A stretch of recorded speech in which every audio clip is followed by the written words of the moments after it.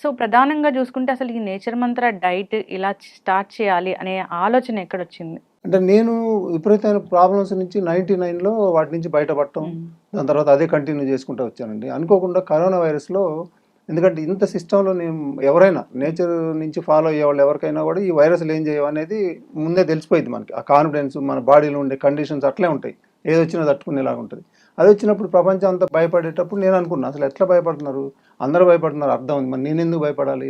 నేను ఆరోగ్యంగా ఉండి ఇంత లైఫ్ స్టైల్ అని మొత్తం మార్చుకున్నోడిని. నేను భయపడాల్సిన అవసరం ఉందని కావాలని తెచ్చుకున్నాను నేను అది. హుహు. ఒక ముగ్గురు, నలుగురు మధ్య కూర్చొని, పీల్చుకొని హ్మ్.